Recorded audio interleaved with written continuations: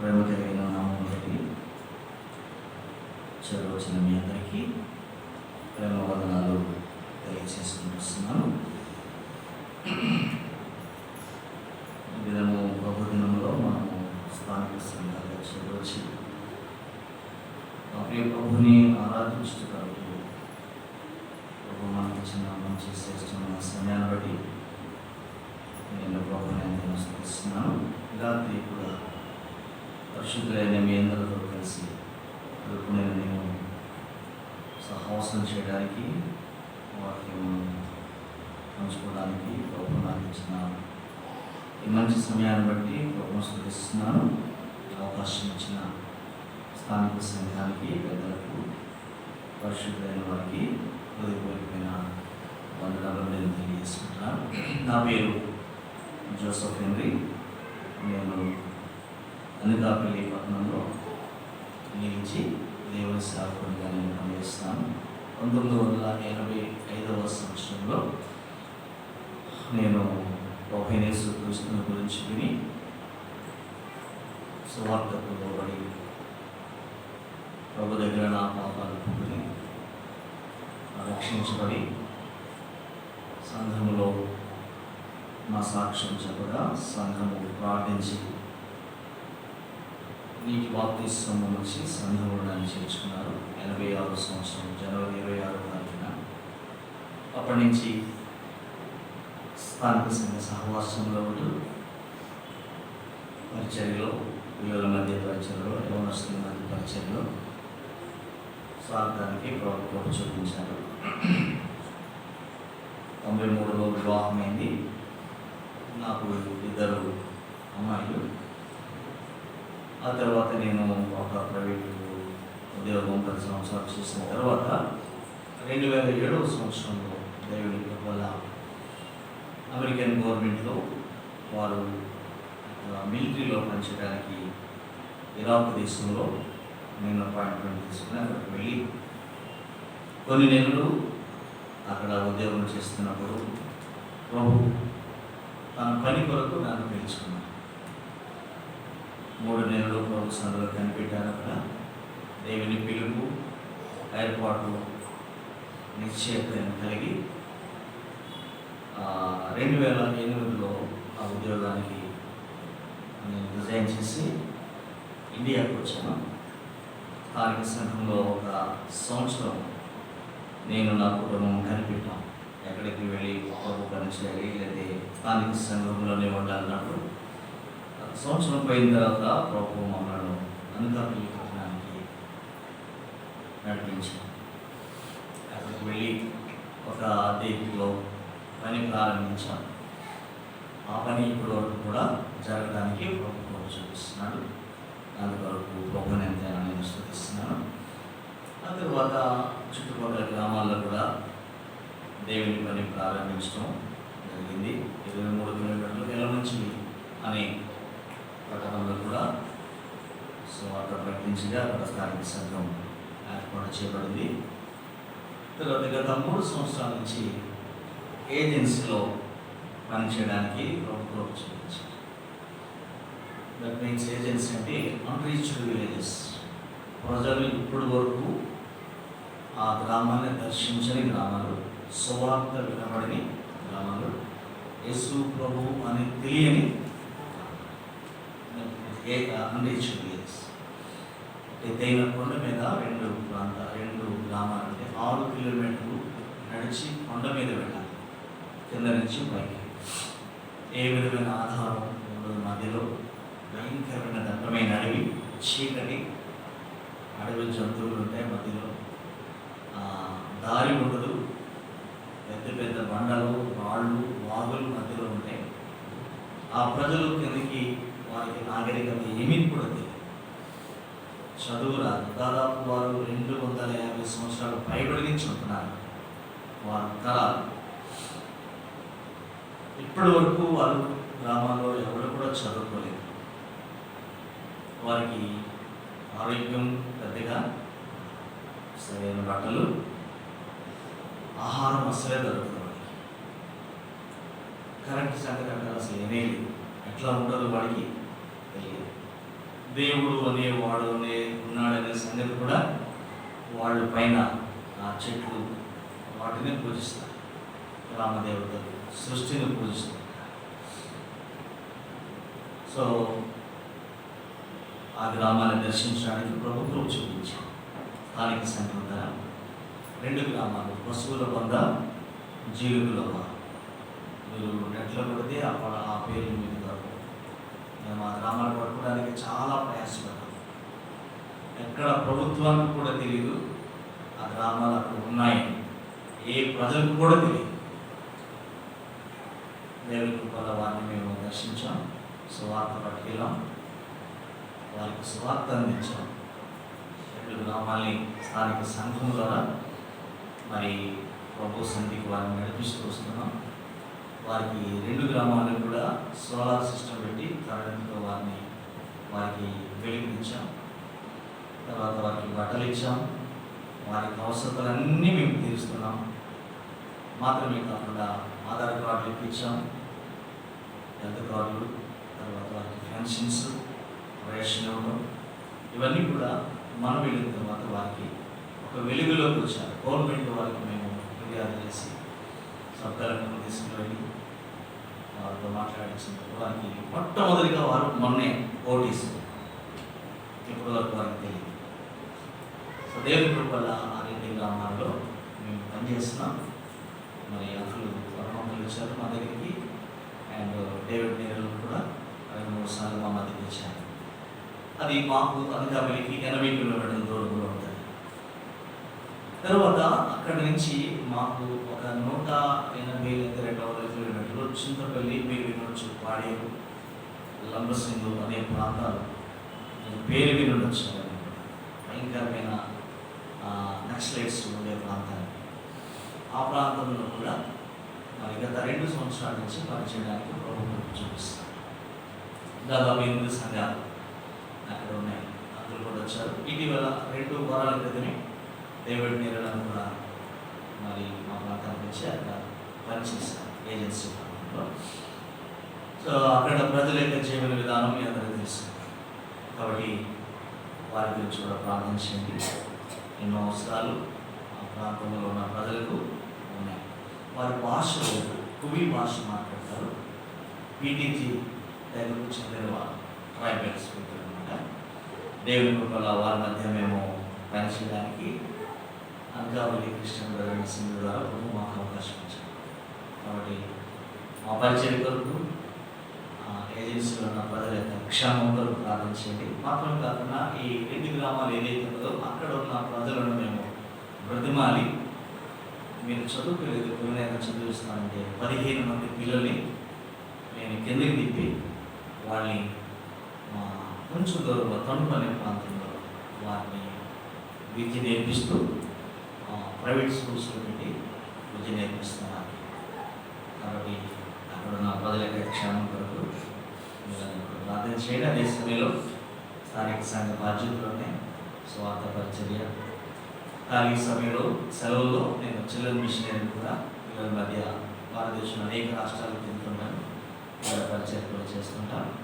దయచేసి మా పరిచయం కొరకు స్థానిక సంఘం కొరకు మీరందరూ కూడా ప్రార్థించాలి అని నేను మీకు ప్రేమతో మనం చేసుకున్నాను. మేము అధిక వచ్చి నంద్యాల నుంచి వేణుగోపాల్ గారు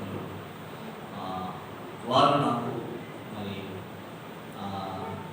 అన్నను పరిచయం చేశారు. ఫోన్లో పేరు గోవింద్ రెడ్డి అన్న. లాస్ట్ టైం ఇక్కడ చూసినప్పుడు కలిసారు అన్న కూడా. మరి ఈరోజు ఈ విధంగా రావడానికి ప్రభు అవకాశం ఇచ్చాడు. అందరూ బట్టి నేను ప్రోత్సహిస్తున్నాను. మరి ఇప్పటివరకు వాటికి బంధించిన అంకులు గారి గురించి విన్నాను, కానీ నేను ఇప్పుడు చూడలేదు. వారికి కూడా ప్రత్యేకమైన వందనాలు నేను తెలియజేసుకుంటూ వస్తున్నాను. మరి సమయం చాలా అయింది, ముగిస్తే మంచిది అనుకుంటున్నాను నేను. కానీ దేవుని వాక్యాన్ని మనం చాలా చక్కగా విన్నాం. అంకులు మనకి మంచి మాటలు, దేవుని మాటలు అందించడానికి ప్రభుత్వం చూపించాను. పక్కనే మిషనహరిలో దాదాపు 9 సంవత్సరాల నుంచి నేను అక్కడికి వస్తున్నాను. అక్కడ చిన్న స్థానిక సంఘం ఉంది. తర్వాత ఊరవకొండ దగ్గర వెడుకొని గారు అక్కడ కూడా స్థానిక సంఘం ఉంది. దేవుని సేవకులు పనిచేస్తే వారికి నేను సహకారంగా దాదాపు నెలకు ఒకసారి కానీ 2 నెలలకు ఒకసారి కానీ వస్తూ వారిని బలపరుస్తూ ముందుకు నడిపిస్తున్నాం. కాబట్టి ఈ పరిచర్య గురించి మీరు ప్రార్థనలో జ్ఞాపకము చేసుకోవాలని మీకు ప్రేమతో మనం చేసుకున్నాను. నేను ఎక్కువగా సవివరంగా లేకపోతే సుదీర్ఘంగా ఈ రాత్రి నేను వాక్యం మాట్లాడి కానీ అంకులు మాట్లాడిన వాక్య సందేశాన్ని అనుసరించి కొన్ని మాటలు నేను చెప్పాలని ఆశపడుతున్నాను. నా మనసులోకి వచ్చింది. దేవుని కృప, ద గ్రేస్ ఆఫ్ గాడ్ మన మీద ఉన్నది కాబట్టి మనం ఇంకా సజీవులుగా ఉన్నాం. అందుకొరకు కృప ద్వారా మనకు ఏమి లభించినవి అనే సంగతిలో ఒక 5 లేదా 6 మాటలు వచనాలు మాత్రం చెప్తాను. మీరు తర్వాత ఇంటికి వెళ్ళి ధ్యానం చేయండి. నేను మిమ్మల్ని ఎందుకంటే ఉదయం నుంచి పాపం మీరు దేవుని సన్నిధిలో కూర్చున్నారు. ఈ రాత్రి కూడా ఎక్కువసేపు నేను మీతో విస్తరించి మాట్లాడాలని ఆశపడలేదు. చూడండి, దయచేసి కృప వల్ల మనకు కలిగిన ఆశీర్వాదాలు ఏంటో దైవ గ్రంథంలో ఏమి రాయబడ్డాయో మనం చూద్దాం. మొట్టమొదటిగా ఎఫెసీయులకు రాసిన పత్రిక 2వ అధ్యాయము మనందరికీ తెలిసిన మాట 5వ వచనము లేక 8వ వచనాన్ని కూడా చూద్దాం. ఎఫెసీయులకు రాసిన పత్రిక పౌలు 2వ అధ్యాయము 5వ వచనాన్ని దయచేసి మనమందరూ కూడా మరి చదవడానికి ప్రయత్నం చేద్దాం. నేను చదువుతాను. ఆయనను దేవుడు కరుణా సంపూర్ణుడైండి మనము మన ప్రార్థనల చేత సచ్చిన వారమే ఉన్నప్పుడు సైతము మన ఎడల చూపిన తన మహాప్రేమ చేత మనలను క్రీస్తుతో కూడా బ్రతికించను. కృప చేత మీరు రక్షింపబడి ఉన్నారు. అందరం చెప్తాం, కృప చేత రక్షింపబడి ఉన్నారు. ఫస్ట్ వన్, కృప చేత మనం ఏం చేయబడ్డాం చెప్పండి. సాల్వేషన్, రక్షణ అనేది ఒక వ్యక్తికి చాలా ముఖ్యమైనది. ఎందుకు రక్షణ? రక్షణ ఎవరికి కావాలి చెప్పండి. శిక్షలో ఉన్న వారికి రక్షణ కావాలి. బెయిల్ ఎవరికి కావాలి? జైల్లో ఉన్నవాడికి బెయిల్ కావాలి. వకీలు ఎవరికి కావాలి? అడ్వకేట్. ఎస్, అర్థమైందా? వైద్యుడు ఎవరికి కావాలి? రోగగ్రస్తుడికి వైద్యుడు కావాలి. రక్షణ అనేది ఈ పదము చాలా చాలా విలువైన పదం. రక్షణ అనే మాట బైబిల్ గ్రంథంలో విశేషమైన స్థానాన్ని సంపాదించుకుంది. కొత్త నిబంధనలు కాదు, పాత నిబంధనలు కాదు, అందరికీ వచ్చి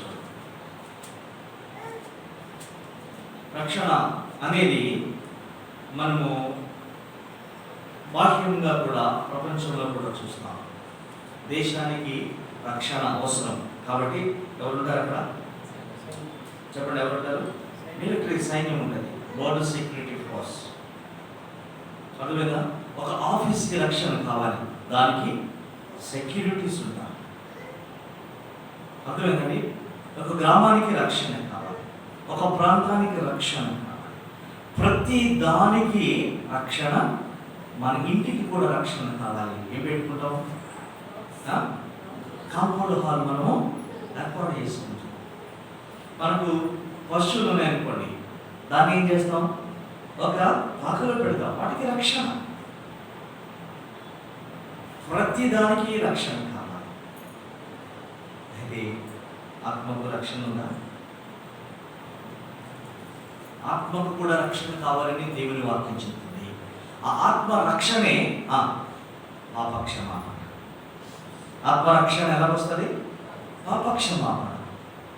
ఒక వ్యక్తి ట్రైన్ ఎక్కుతూ ఆ రంగులు ఎక్కుతున్నాడు. ఆ 2 ఇనుప రాడ్లు పట్టుకుని ఎక్కబోయేసరికి అనుకోకుండా కాలు జారి ప్లాట్ఫామ్కి ట్రైన్కి మధ్యలో వెళ్ళిపోయాడు. చేతులు పైనే ఉన్నాయి, అలా కాళ్ళతో వెళ్ళిపోతున్నాడు. లోపల నుంచి ఒక వ్యక్తి చూశాడు, పరుగులు వచ్చాడు, 2 చేతులు పట్టుకున్నాడు. ఏం చేశాడు చెప్పండి? ఏం చేశాడు? బయటకు తీశాడు. ఇప్పుడు ఏమంటారు అతన్ని? సేవియర్. అతడు రక్షకుడు, రక్షించబడ్డాడు. ఎవరి చేత? రక్షకుడు చేత. పాపము నుంచి, పాపపు లోకములో, పాపపు ఊబిలో మనము ఆ నిత్య నరకాగ్నికి వెళ్ళిపోతుండగా, ఆ అగ్ని గంధకానికి అంచులోకి వెళ్ళిపోతుండగా, మన ప్రభుని యేసుక్రీస్తు మనలను వచ్చి ఏం చేశారు చెప్పండి? ప్రేమ చేత మనలను, కృప చేత మనలను రక్షించారు. కృప చేతే, మన భక్తి కాదు, అర్థమైందండి? మన ప్రార్థనా జీవితం ఏమాత్రం కాదు, మనం చేసే దాన ధర్మాలు ఏమాత్రం కూడా కాదు. దేవుని కృప వల్ల మాత్రమే ఒక వ్యక్తి రక్షించబడ్డాడు. అందుకొరకు మనం దేవుని స్తుతించాలి. మనం అడగలేదు రక్షణ కావాలని, మనం అడగలేదు ప్రభుని నా కొరకు మరణించమని, మనం అడగలేదు ప్రభుని ప్రలోకం నుంచి లోకానికి రండి ప్రభు అని. 3:16 దేవుడు లోకమును ఎంతో ప్రేమించాడు. ఏదో 3:6 ప్రకారం ఆ ప్రేమ ప్రత్యక్షపరిచాడు ప్రభు యేసుక్రీస్తు ద్వారా. పాపులమైన మనలను రక్షించాడు, దుర్మార్గులమైన మనలను రక్షించాడు, దోషులమైన మనలను రక్షించాడు ప్రభు. ఈ రక్షణ మనకు ఎలా వచ్చింది చెప్పండి? కృప చేత మాత్రమే రక్షణ. చాలా మంది రక్షించబడిన వ్యక్తుల్లో కూడా గొప్ప గర్వం ఉంది. ఇప్పుడు వాళ్ళ అంకులు చెప్పారు, అహంకారం.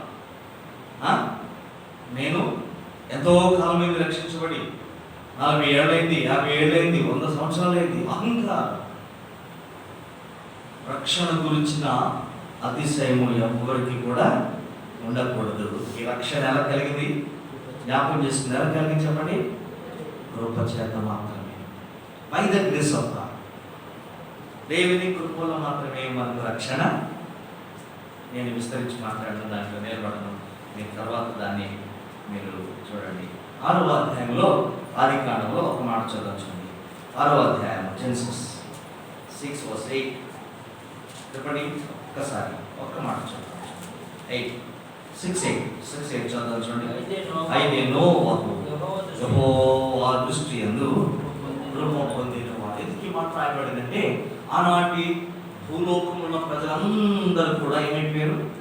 చెడిపోయారు. మన 5 వచనాలు చూస్తే 4-5 వచనాలు అవన్నీ కూడా మనం చూస్తుంటే దేవుని హృదయాన్ని గాయపరిచిన వ్యక్తులు ఉన్నారు, దేవుని మనసును పాడు చేసిన వ్యక్తులు ఉన్నారు, దేవుని దృష్టిలో పాపము చేసిన వ్యక్తులు ఉన్నారు. చెడిపోయారు, పాడైపోయారు, ప్రజలందరూ పాడైపోయారు.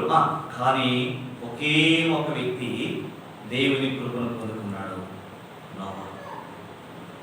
నోవా దేవుని కృపను చూడండి. నోవా ఏం చేశాడంట? యెహోవా దృష్టి యందు కృప పొందినవాడు. దేవుని దృష్టిలో నోవా కృప పొందాడు. మనం కూడా దేవుని మహాకృప చేత మనం రక్షించబడ్డాం. అర్థమైందా మీకు మాట? ఈ పదజాలం. నోవా దేవుని దృష్టిలో కృప పొందాడు, మనము దేవుని మహాకృప చేత రక్షించబడ్డాం. అందుకొరకు ప్రభువుని మనము రెండో మాట చూద్దాం చూడండి. 119వ కీర్తన, Psalm 119 verse 76. ఓకే, 76 76వ వచనం చూద్దాం చూడండి. 119:26 నీ సేవకునికి నీవిచ్చిన మాట చొప్పున నీ కృప నన్ను ఆదరించును కాక. కృప ద్వారా మనకు ఏం కలుగుతుంది? ఆదరణ కలుగుతుంది. ఆదరణ. రక్షణ ఎవరికి కావాలని విన్నా మనము? శిక్షలో ఉన్న వారికి రక్షణ కావాలి. రెండవది ఆదరణ ఎవరికి కావాలి? ఎస్, దుఃఖంలో ఉన్న వారికి ఆదరణ, బాధలో ఉన్న వారికి ఆదరణ, నెమ్మది లేని వారికి ఆదరణ. ఇప్పటివరకు దావీదు గురించి అంకుల్ గారు చెప్పుకొచ్చారు. దావీదు దగ్గరికి అనేక మంది ప్రజలు వచ్చారు అరణ్యంలో.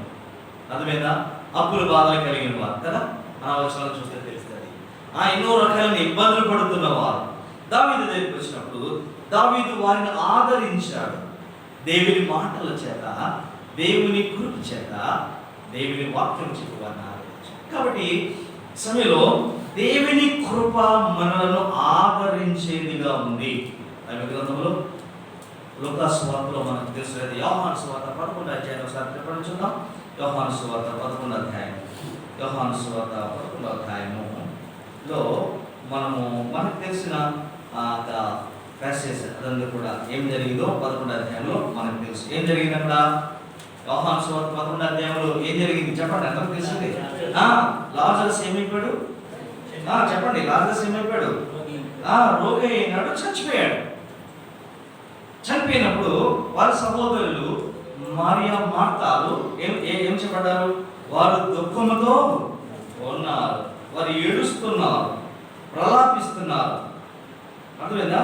వారు మరి తన తమ్ముడైన లాజరు గురించి ఎంతగానో దుఃఖిస్తున్నారు. పిల్ల ఎంతగానో దుఃఖిస్తున్నారు. ఆ మాటలు మనము మరి ఈ వచనాల్లో మనం చూడండి ఒకసారి మా 31వ వచనం చూద్దాం. చూడండి 31వ వచనం.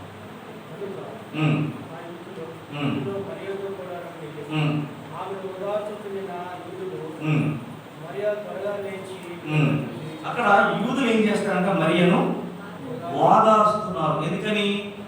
తన ప్రియ సహోదరుడు వ్యాధితో చనిపోయాడు. ఈమె దుఃఖంతో ఉంది, బాధతో ఉంది, హృదయం పగిలిపోయింది. 33 వచనం అనుకుంటా చూడండి ఒకసారి. 33 ఆమె ఏడ్చుటయు ఆమెతో కూడా వచ్చిన యూదులు ఏడ్చుటయు యేసు చూసి కలవరపడే ఆత్మలో మరణించి. ఆమె ఏం చేస్తుంది? ఏడుస్తుంది. ఆమెతో పాటున్న యూదులందరూ కూడా ఏడుస్తున్నారు, దుఃఖంతో నిలిగిపోయారు, ఆదరణ లేకుండా ఉన్నారు. ఇప్పుడు యేసు ప్రభు ఏం చేశాడు? వారిని చూశాడు. ఎవరిని? అమ్మా వినండి, ఎవరిని చూశాడు? ఎవరైతే ఏడుస్తున్నారో, ఎవరైతే దుఃఖంలో ఉన్నారో, ఎవరైతే సహోదరుని పోగొట్టుకున్నారో, ఎవరైతే నెమ్మది లేకుండా ఉన్నారో, ఎవరైతే ఆదరణ లేని పరిస్థితులు ఉన్నారో, దేవుడు ప్రభు యేసుక్రీస్తు వారిని చూశాడు. వారిని చూసి ఏం చేశాడు? మనందరం అనుకుంటాం కదా, బైబిల్లో చిన్న వచ్చిన ఏదంటే చెప్పండి, ఏంటిది? యేసు కన్నీళ్ళు. తన ప్రియులు బాధలో ఉండగా, దేవుడు తన బిడ్డలు కష్టములు ఉండగా ఆయన దాటిపోయేవాడు. ఆయన కూడా ఏం చేశాడని రాయబడదు అక్కడ? యేసు కన్నీళ్ళు. ఎందుకో తెలుసా?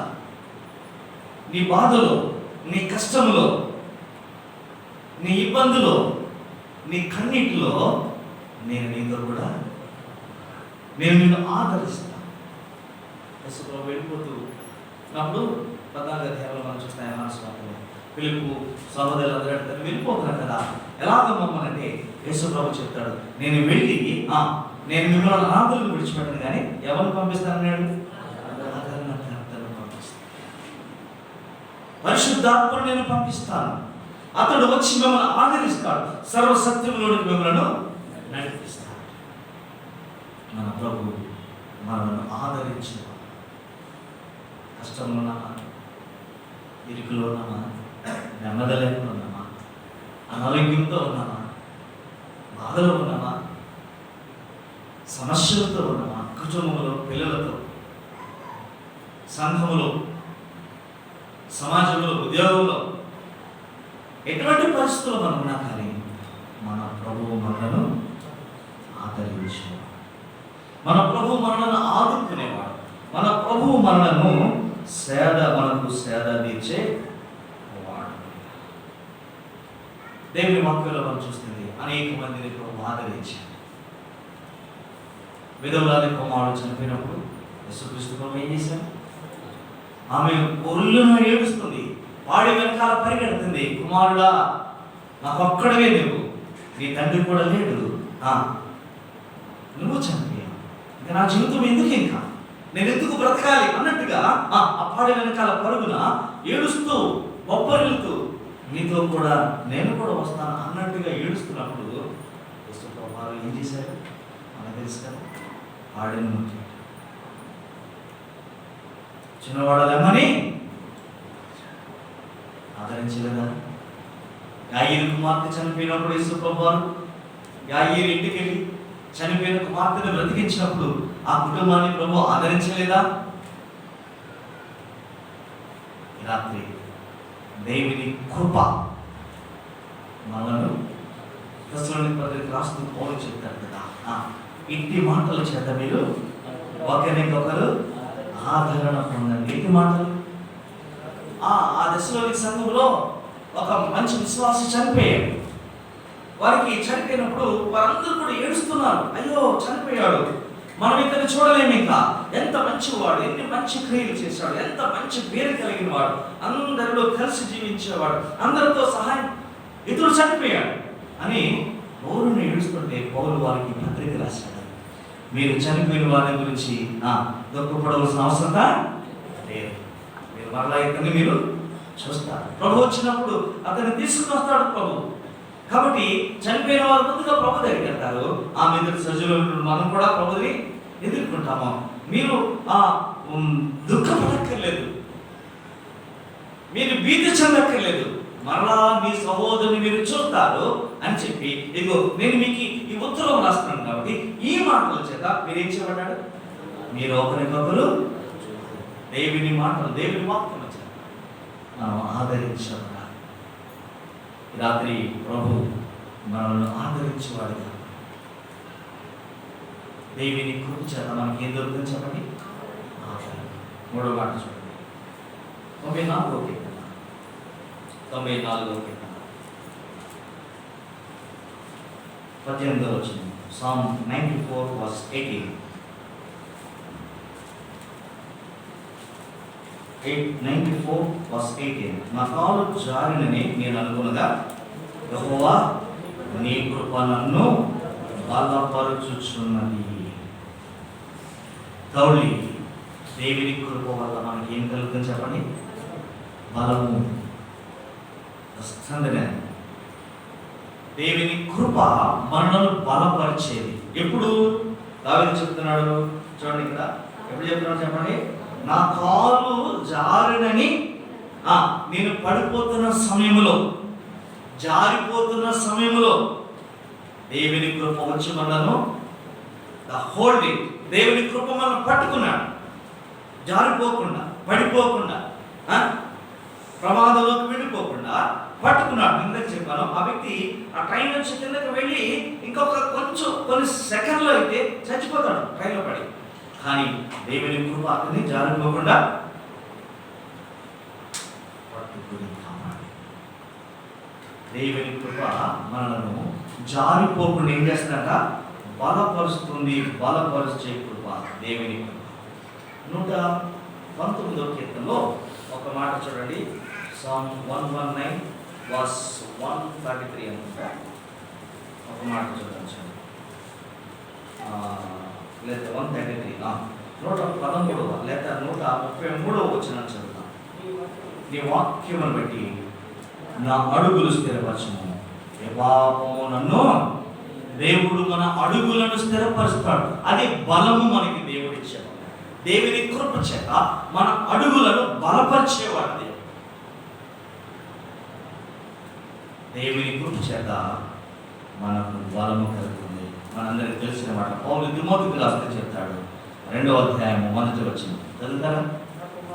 నా కుమారుడా, క్రీస్తు యేసునందున్న కృప చేత నీవు బలవంతుడవు. క్రీస్తు కృప చేత మనకు బలము. ఈ శరీర బలం కాదు అని చెప్పేది. ఈ బలము మనకి కొంతమందికి బలం ఉంటుంది, కొంతమందికి బలం ఉండదు, కొంతమందికి శరీర అమెరికన్ బట్టి లేకపోతే ఫిజికల్ ఫిట్నెస్ని బట్టి ఉండాలి. ఈ బలం కాదు, దీని గురించి కాదు మాట్లాడేది. దేవుని మాట ఆత్మ సంబంధం.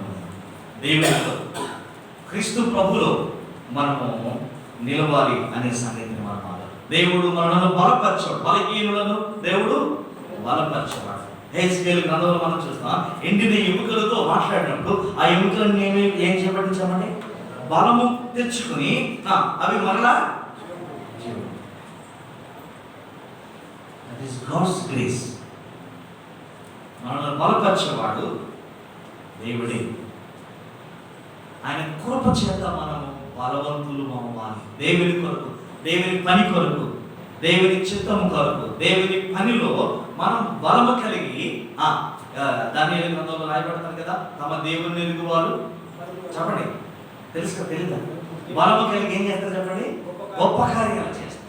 దేవుని ఎరిగిన మనం ఆత్మ సంబంధమైన గొప్ప కార్యాలు అంటే పెద్ద పెద్ద ఇల్లు కట్టడం, ఆఫీసులు కట్టడం, ఆ గొప్ప కార్యాలు. దేవుని రాజ్యాన్ని అనేక ఆత్మలు నశించిపోతున్నాయి. సువార్త అందరి ప్రదేశాలకు మనం పరిగెత్తాలి, వెళ్ళాలి వెళ్ళాలి వెళ్ళాలి వెళ్ళాలి వెళ్ళాలి. బలము కలిగి దేవుని కొరకు మనం పనిచేయాలి. వారి లోకంలో జీవించినప్పుడు ఆయన ఖాళీ నడకలు స్వార్థ పనిచేశాడు కదా.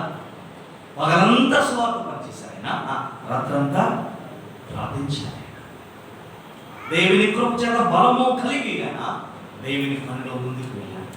అందుకే తండ్రి దేవుడు ఆ మార్కు సువార్తలో మొదటి అధ్యాయంలో 8-9 వచనాలు చెప్తాడు, ఆకాశాన్ని చీల్చి ఇతడు నా ప్రియ కుమారుడు, ఇతని యందు నేను.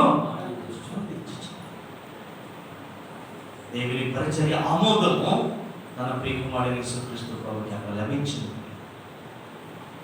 దేవుని కృప చేత మనం కలిగి గొప్ప కార్యాలు, దేవుని కొరకు మనం ఏం చేయగలం, దేవుని కొరకు మనము దేవుని పనిలో ఎంత బలమైన వ్యక్తులుగా మనము నిలబడుతున్నాం. సువార్తలో చాలా మందిని అయ్యా సువార్త మాటలు చెప్పాలంటే నేను చెప్పలేదండి, లేదా నా నోరు పోలేదండి, నాలుగు లేదా కంఠం రావట్లేదండి, ఇంటి దగ్గర మాత్రం గట్టి జరుగుతుంది. దేవుని పని దగ్గరికి వచ్చేసరికి, సంఘంలోకి వచ్చేసరికి పాటలు పాడాలంటే పాడడం, నోరు రాదు బయటికి. ఇంటి దగ్గర మాత్రం పిల్లల మీద, భార్య మీద, భర్తల మీద భార్యలు, మొత్తం వీధిలో ఉన్న అందరికీ కనబడితే మన అరుపులు కేకలు. కానీ దేవుని మందిరంలోకి వచ్చేసరికి దేవుని పనికొరకు మనం బలము కలిగి గొప్ప కార్యాలు వచ్చాయి. దేవుని కృప చేత మనకి ఏం కలుగుతుంది? నేను ఎక్కువ మాటలు చెప్పను, ఎక్కువ వివరించను కూడా. నేను ముందుకు వెళ్ళిపోతాను. 4 మాటలు చూడండి. దేవుని కృపలో మనకి ఏం కలుగుతుందో 119లో చెప్తున్నాను. 119 119 and 124 వచనం 124 చూడండి. 119 124 నీ కృప చొప్పున నీ సేవకునికి మేలు చేయుము. ఇప్పుడు చెప్పండి దీనికి పేరు. ఇప్పుడు మీరు పెట్టిన పేరు ఏంటి? కృప వల్ల ఏం కలుగుతుంది? మేలు కలుగుతుంది. కృప వల్ల ఏం కలుగుతున్నారు చెప్పండి? మేలు కలుగుతుంది. 31వ కీర్తన కూడా చూడండి. మనకి తెలిసిన వచ్చిన భాగాన్ని మనం చదువుతున్నాం. 31వ కీర్తన 19-20 వచనాలు అనుకుంటా. నీ యందు భయభక్తులు గల వారి నిమిత్తము నీవు దాచించిన మేలు ఎంతో గొప్పది. నరుని ఎదుట నిన్ను ఆశ్రయించు వారి నిమిత్తము నీవు సిద్ధపరిచిన మేలు ఎంతో గొప్పది. మనుషుల కపటోపాయములో వారి అంటకుండా నీ సన్నిధిని చాటున వారిని దాచుచున్నావు. వ్యాకులహము మాన్పి వారిని గుడారంలో దాచుచున్నావు. చాలా ఇక్కడ రాబడిన మాట ఏంటంటే, నీ యందు భయభక్తులు గల వారి నిమిత్తము నీవు దాచించిన మేలు ఎంతో గొప్పది. నరుల ఎదుట నిన్ను ఆశ్రయించే వారు నిమిత్తము నీవు సిద్ధపరిచిన మేలు, దేవుడు తన పిల్లలకు ఇచ్చే మేలు ఎటువంటిదంట? గొప్పది. ఆ మేలు ఎలా కలుగుతుంది మనకి? దేవుని కృప వల్ల మేలు కలుగుతుంది. మేలు అంటే చాలామంది ఈ రోజుల్లో నిలబడి సాక్ష్యం చెప్పమంటే ఏం చెప్తారంటే, దేవుడు నాకు ఎన్నో మేలు చేశాడు. ఏంటి? కారు ఇచ్చాడు. ఏంటి? ఉద్యోగం ఇచ్చాడు. ఏంటి? పెళ్ళయింది. ఏంటి? పిల్లలు ఇచ్చాడు. ఏంటి? ప్రమోషన్ ఇచ్చాడు. మేలు అంటే వాక్య సంబంధమైన మేలు గురించి మనం చూస్తాం. అవి లోకంలో అందరికీ ఉన్నాయి. దేవుని అమ్మల వరకు ఉన్నాయి, దేవుని అమ్మల వరకు కూడా దేవుడు అవి మేలు కాదు. కానీ అన్నిటికంటే గొప్ప మేలు ఏంటో తెలుసా? పాపము నుంచి మనము విమోచించాం, కృప చేత రక్షించబడ్డాం. అందుకనే మొదలుగా ఆ మాట చెప్పాను. పాపము నుండి రక్షించబడటం, పాపము నుంచి విమోచించబడటం, పాప క్షమాపణ పొందటం, ఇది అన్నిటికంటే గొప్ప మేలు. అన్నిటికంటే అది ఇక్కడ నీ యందు భయభక్తులు గల వారి నిమిత్తం నీవు దాసించిన మేలు ఎంతో గొప్పది. పత్రికలో దాని గురించి చెప్తారు. అది కంటికి కనపడదు, చెవికి వినపడదు, హృదయానికి దేవుని మేలులు, దేవుని యొక్క రక్షణ కార్యము మన హృదయానికి గోచరం కాదు ప్రియుల. దేవుని ప్రణాళిక, దేవుని చిత్తము మనకి ఎవరికి తెలియదు. మరి పుస్తకపత్రిక 1:6 రాయబడింది, జగత్తు పునాది వేయబడుతుంది క్రీస్తులో ఆయన మనల్ని ఏం చేసి చెప్పండి. ఎవరిని మీరంతా జగత్తు పునాదిని ఆలోచన చేయగలమా? మనం థింక్ చేయగలమా? జగత్తు పునాది అంటే ఏంటో మనకి చెప్పగలమా? ఎప్పుడు జగత్తు వేయబడింది, ఎప్పుడు పునాది వేయబడింది, ఎప్పుడు క్రీస్తులో మనల్ని దేవుడు ఎన్నుకున్నాడో చేయలేమా? దేవుని ఆయన దాసించిన మేలు మన కొరకు క్రీస్తులో దాసించాడు. మేలుడు తగిన కాలంలో వాటిని మనకు ఇచ్చాడు దేవుడు. మన ప్రభువు యేసు క్రీస్తు ద్వారా అదే రక్షణ అనే ఈ కొడుకు ఎంతమంది ఎవరిని పొందని వారంటే ఆ మేలు పొందుకోండి. యేసు ప్రభువుని నమ్ముకోండి, ఆయన రక్తం చేత కడగబడండి. పాపిని ప్రభువుని ప్రభు దగ్గరికి వస్తే ఆయన క్షమిస్తాడు, ఆయన మేలు చేత తృప్తి పరుస్తాడు. ఏం చేస్తాడు చెప్పండి? ఆయన మేలు చేత తృప్తి పరచువాడు. మనకు ఆ మాట తెలుసు కదా, 103వ కీర్తనలో ఆ మాట దావీదు చెప్తాడు. ఏం చేస్తాడు చెప్పండి? దేవుడు మనం ఏం చేస్తాడు? మేలు చేత మనను తృప్తి పరుస్తాడు. అంతేనా? మేలుతో నీ హృదయం 5వ చరణంలో రాస్తున్నాడు, పక్షిరాజ్యములో నీ వలన ప్రదర్శినట్టు మేలుతో నీ హృదయమును. Satisfaction is the best thing అన్నాడు షేక్స్పియర్. తృప్తికి మించింది లోకంలో మరొకటి, అంతే కదా? తృప్తికి మించింది లోకంలో మంచి బిర్యానీ తిన్నామండి. ఎలా ఉంటుంది అన్నప్పుడు? అబ్బా మంచి బిర్యానీ తిన్నాం, హ్యాపీ. మళ్ళీ తిన్నామా వెంటనే ఇంకొక భోజనం పెట్టాం, మనము తిన్నాం. ఎందుకంటే తృప్తి కలిగింది మనం. దేవుడు అటువంటి మేలు చేత మన హృదయాన్ని ఏం చేస్తాడు చెప్పండి? తృప్తి పరుస్తున్నాడు. తృప్తి మనకు రక్షణ ఇచ్చాడు కదా. పరిశుద్ధుల సమూహంలో మనం చేశాడు, నీతిమంతుల సభలో చేశాడు, తన విందుశాలకు మనం నడిపించాడు, రాజులని యాజక సమూహంగా చేశాడు, దేవుని సొత్తైన ప్రజలుగా చేశాడు. ఇలా మనం అన్ని చూసుకుంటే రోమా 8:1 ప్రకారం క్రీస్తులో మనకు శిక్ష లేకుండా చేశాడు. ఇవన్నీ మేలు కదా. మన ప్రాణానికి తృప్తి లేదా? తృప్తినిచ్చేది తన కృప చేత దేవుడు మనకు ఏం చేస్తాడు చెప్పండి? తృప్తిని ఇస్తున్నాడు. చివరి మాట చూడేసి ముగిస్తాను. చూడండి, 90వ కీర్తన 2 14వ వచనం చూద్దాం. 90వ కీర్తన 14వ వచనం, Psalm 19:14 చివరి మాట చూసాను. ఉదయమున నీ కృపతో మమ్మను తృప్తిపరచుము. అప్పుడు మేము మా దినములనియు ఉత్సహించి సంతోషించెదము. ఇక్కడ భక్తుడు చేస్తున్న ప్రార్థన చూడండి, ఇది మోసే చేసిన ప్రార్థన. ఇది ఏమంటున్నాడు? ఉదయమున నీ కృపతో మమ్మను తృప్తిపరచుము. ఉదయమున నీ కృపతో మమ్మల్ని ఏం చేయమంటున్నాడు? తృప్తిపరచుము. ఉదయకాలమున లేచిన వెంటనే దేవుని పాద సన్నిధిలోకి వచ్చి మనము ప్రభువుని స్తుతిస్తూ ఉన్నప్పుడు ప్రభు మనం ఏం చేస్తాడు చెప్పండి? తన మేలు చేత తృప్తిపరుస్తాడు, లేదా కృప చేత మనలను తృప్తిపరుస్తాడు. చాలా మంది లేచిన వెంటనే వారికి ఉన్న అలవాట్ల ప్రకారంగా సాటిస్ఫై అవుతుంటారు. కొంతమంది ఏం చేస్తారు? లేచిన వెంటనే సిగరెట్ వెలిగించుకుంటారు. కొంతమంది ఏం చేస్తారు? లేచిన వెంటనే పేపర్ చదువుతారు కదా. కొంతమంది లేచిన వెంటనే మొబైల్ చూస్తారు. కొంతమంది లేచిన వెంటనే పిల్లల దగ్గరికి వెళ్ళి ముద్దు పెట్టుకుంటారు. కొంతమంది లేచిన వెంటనే వారి యొక్క స్థితిగతులను బట్టి వారికున్న యాక్టివిటీస్ బట్టి వాళ్ళు చేస్తారు. కొంతమంది ప్రభుత్వాలు మోకరిస్తారు, కొంతమంది ప్రార్థన చేస్తారు. మాది వాస్తవానికి వెస్ట్ గోదావరి తణుకు ప్రాంతం. జైపల్ గారు మీ అందరికీ తెలిసి ఉండొచ్చు, గల్వరి ఛానల్లో మాట్లాడుతారు కదా, చెన్నై. ఆయన మా ఊళ్ళో ఉండేవాడు. ఆయనతో నేను కలిసి చాలా సంవత్సరాలు పనిచేశాను.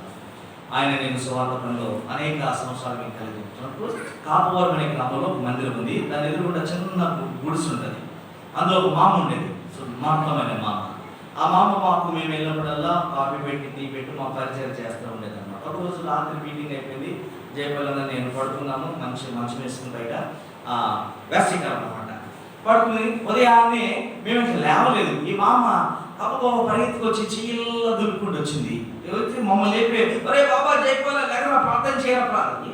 పొద్దున ఏమొచ్చిందమ్మా అని చెప్పి మేము అందరూ లేచి కూర్చున్నాం. ఏంటి బామ్మ ఏమైందంటే నా కోసం ప్రార్థించాను. ఏమైంది? చేతులు ఎలా కుట్టింది? ఏమైందంటే నన్ను ఏదో కుట్టేసిందా, చేతులు ఏదో కుట్టింది. ఏం కుట్టిందమ్మా అని చెప్పేసి నేను గమ్మున వెళ్ళి అక్కడ పూరిపాకలు తెలుసు కదా మీకు, ఆ సూర్యులు ఉంటాయి కదా, ఆ సూర్యులో చేయి పెట్టాంరా, అక్కడ తేలు ఉందా కుట్టిందా. సూర్యులు ఎందుకు చేయి పెట్టాం? విలేజ్లో ముసలివాడికి పడుకునే ముందు చొట్ట కాల్చుకుని ఆ చొట్ట ఏం చేద్దాం తెలుసా, మంచాల్లోనో ఆ సూర్యులకి ఈవిడ ఏం చేసింది, చొట్ట కాల్చి ఆ కొంచెం ఆ నిప్పులన్నీ కింద కలగొట్టేసి సూర్యుడు పెట్టి లేచిన వెంటనే ఏం చేయాలి మళ్ళీ ఈవిడి ఆ చొట్ట కాల్చడం ఆమెకి అలవాటుది. ఇప్పుడు లేచిన వెంటనే మంచం మీద నుంచి సూర్యులు చెయ్యాలి పెట్టింది. పాపం ఆమె దురదృష్టం అక్కడ దేవి వచ్చి కూర్చుంది. వెంటనే చేతికి కాటేసింది. కాబట్టి అంటే మనకున్న ఆ మైండ్ యొక్క ఆ వైబ్రేషన్ బట్టి ఉదయకాలంలో మనం చేసే పనులు కూడా ఇక్కడ మోషే చెప్తున్నాడు, ఉదయమున నీ కృప చేత నన్ను, మంచి మాట రాయబడి చూడండి, ఉదయమున నీ కృప చేత మమ్మును, అప్పుడు మేము మా దినములన్నీ ఉత్సహించి దేవుని కృప చేత మనము నింపబడి ఉదయకాలంలో ఉంటే కనుక ఆ రోజంతా కూడా మనకి ఏం జరిగిందంట, దినమంతా మనము సంతోషిస్తాం. దినమంతా సంతోషిస్తాం. దేవుని కృప కొరకు మనం కనిపెట్టాం. కాబట్టి కృప ద్వారా మనకు తృప్తి, కృప ద్వారా మనకు సాటిస్ఫాక్షన్ కలుగుతుంది. ఫిలిప్పీ పత్రికలో ఒక మాట చూడండి, 4వ అధ్యాయంలో ఈ మాటను చూసుకుందాం. ఫిలిప్పీ పత్రిక 4వ అధ్యాయము 14వ వచనం చూడండి. 4:14 నా శ్రమలో మీరు పాలు పుచ్చుకున్నది మంచి పని.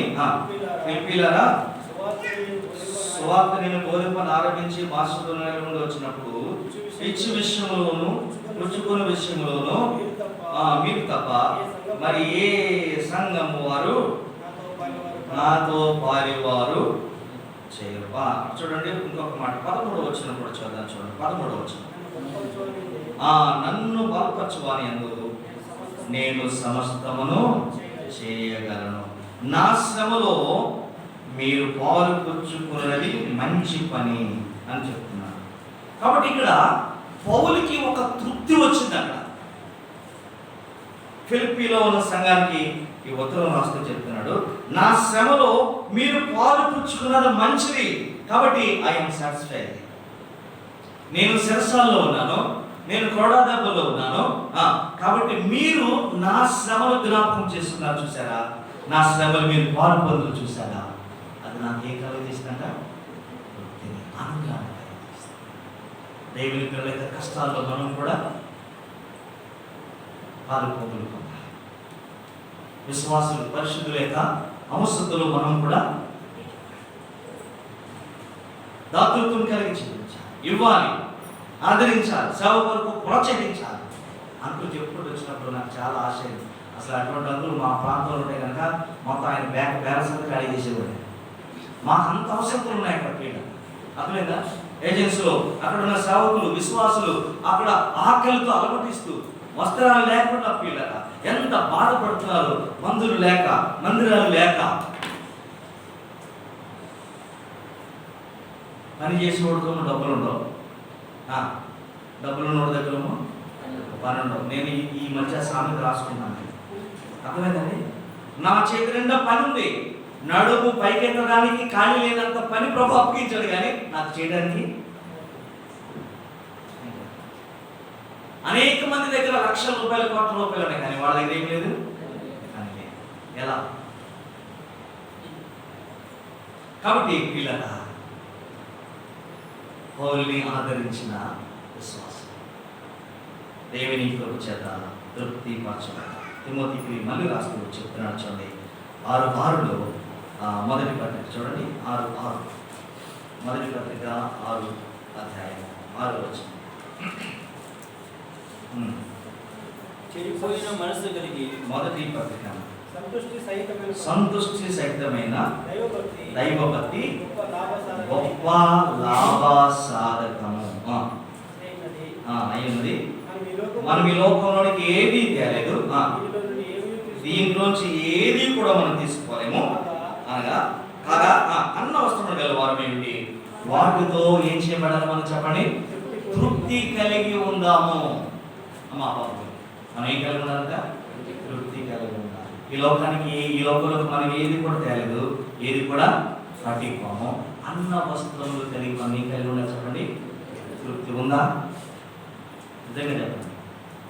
ఉద్యోగం వచ్చింది, తృప్తి ఉందా మనకి?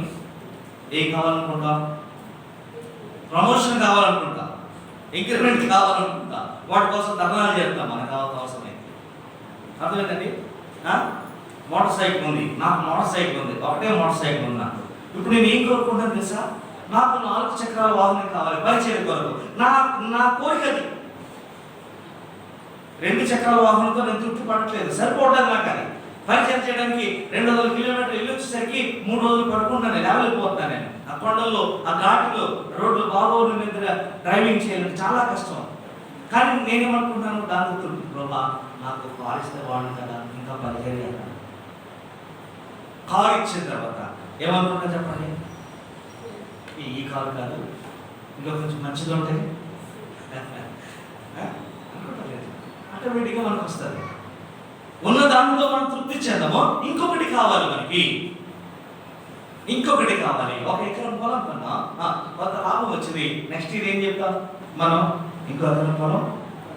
ఇది సహజంగా మనకు వచ్చే ఆలోచన. కానీ దేవుని వాక్యం ఏం చెప్తుంది, అన్న వస్తువులు కలిగి మనము తృప్తి కలిగి జీవించాలి. ఉన్న దాంట్లోనే సర్దుకోవాలి. అత్యాశ పోకూడదు, ధనాశ మనము పోకూడదు.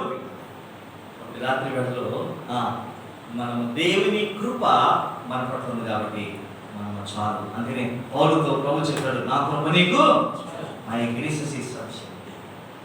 దేవుని కృప చాలు మనకి. ఈ లోకంలో ఏమున్నా, ఈ లోకంలో ఏమీ లేకపోయినా, మనకు డబ్బు ఉన్నా, సంపాదన లేకపోయినా, ఏ పరిస్థితులు ఏమైనా కానీ దేవుని కృప మనకు ఉంది కాబట్టి మనము ఆయన కృప యందు ఏం చేయాలి చెప్పండి, సంతోషించాలి. ఆయన కృప యందు మనము సంతోషించాలి. ఆయన కృప యందు మనము సంతోషించాలి. ఇలా మనం జీవించినప్పుడు మనం దేవుని కొరకు ఇష్టమైన బిడ్డలుగా. ప్రియులారా, 5 సంగతులు మనం నేర్చుకున్నాం దేవుని కృప ద్వారా మనకు కలిగింది. ఫస్ట్ థింగ్ రక్షణ, సెకండ్లీ చెప్పండి ఆదరణ, థర్డ్లీ బలం, ఫోర్త్లీ మీరు, ఫిఫ్త్లీ ఇవన్నీ కలిగి ఉండాలండి. ఇవన్నీ ఇవ్వడానికి యేసుక్రీస్తు ప్రభువారు ఆయన శిలువలో కలిగి. ఇవన్నీ ఎలా వచ్చింది మనకి, ఒకటే కృప. ఆయన కృప ఆయనను శిలువ ఎక్కేటంతగా చేసింది. దేవుని ప్రేమ ఆయనను శిలువ ఎక్కేటంతగా చేసింది. ఆ ప్రేమ మన పట్ల వెల్లడిపరిచాడు యేసు ప్రభువారు. శిలువలో తన ప్రాణాన్ని, చేతుల్లో మేకులు, పాదాల్లో మేకులు, తనలో మొండ కిరీటం, దేహం అంతా కూడా దెబ్బలు, దాహమని అరిచాడు. ఆ గొల్గొతా కల్వరి శిలువలో యేసుక్రీస్తు కృప మన పాపముల కొరకు ఆయన బలైపోయాడు. ఆయన చనిపోయి సమాధి చేయబడి తిరిగి లేచి మనకు తన కృప చేత మనం రక్షించాడు. కాబట్టి ఈ రాత్రి ఇంకెవరైనా దేవుని కృపను ఎరగని వారు ప్రభు పాపిలో ఉంటే ఆయన మనకు పాపక్షమాపణ ఇస్తాడు. ఆయన మనలను తన కృపకు వారసులుగా ప్రభు మాటలు మన కొరకు దీవించింది. ప్రేమ గల తండ్రి, రాత్రి మీరు మాకు ఇచ్చిన దైవ సందేశాలు ఒకరు ఇద్దరు ద్వారా మీరు మాట్లాడిన మీ వాక్యం కొరకు ఇస్తాం. నిన్న ఈ మాటలు మా హృదయానికి భద్రపరిచి నీ కృపలో మేము ఎదుగునట్లుగా దినదినం అభివృద్ధి చెందినట్లుగా మీ సహాయం అందించమని స్థానిక సంఘ క్షమాభివృద్ధిని మేము కోరుకుంటూ ఈ బిడ్డల కొరకు ప్రార్థన చేసుకుంటూ మరి ఇక్కడున్న పెద్దలు, ప్రచారకులు, సేవకులు, విశ్వాసులు అందరిని బట్టి మనం సంతోషం. మంచి అవకాశాన్ని బట్టి మీకు వందనములు చెల్లించాం. ప్రాణప్రియుడు రక్షకుడు యేసుక్రీస్తు నామమును బట్టి కృతజ్ఞతాస్తుతులను చెల్లించి ప్రార్థన చేసి అడుగు పెట్టుకుంటున్నాం తండ్రి. అందరికీ ప్రేమ